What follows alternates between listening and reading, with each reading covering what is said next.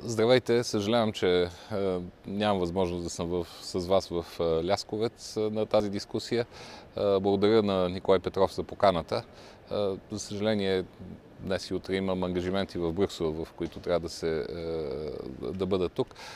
Но много ми се ще дискусията да ви бъде успешна, полезна и оптимистична. Вие сте млади хора и тогава, когато говорим за работните места за младите хора, до голяма степен те имат нужда от помощ от държавна политика, но имат нужда и от вяра и от увереност, че могат да се справят. Това, което може да прави държавата, е свързано с подпомагане на подходящо образование, на подходяща квалификация и на стимулиране на работодателите да наемат млади хора на работа. Подобни инициативи има и на европейско равнище. Аз изключително активно се занимавам с проблемите на младите хора, особено с образованието и с работата.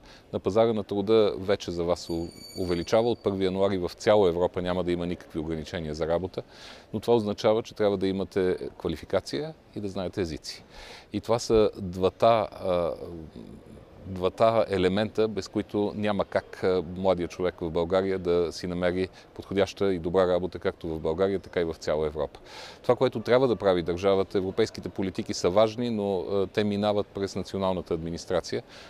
Това е максимално бързо да приложи така наречената младежка гаранция, за която се борим, за която да не се оставя един млад човек повече от 4 месеца без работа. Това е идея, предложение на групата на социалистите и на партията на европейските социалисти, което вече влезе в европейския бюджет от следващата година.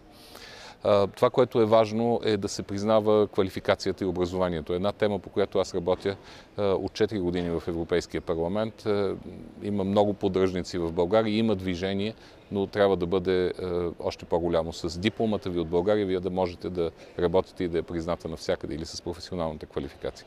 Това, което е необходимо е на работодателите, особено във време на криза, да се дадат стимули, така че те да имат интерес да наемат млади хора. Не под тези програми, които се плащат за 1 година и след това оставаш отново на улицата.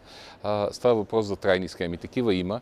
Можем да вземем подобни от европейските страни и можем да помогнем и на бизнеса, и на младите хора да започнат успешна работа.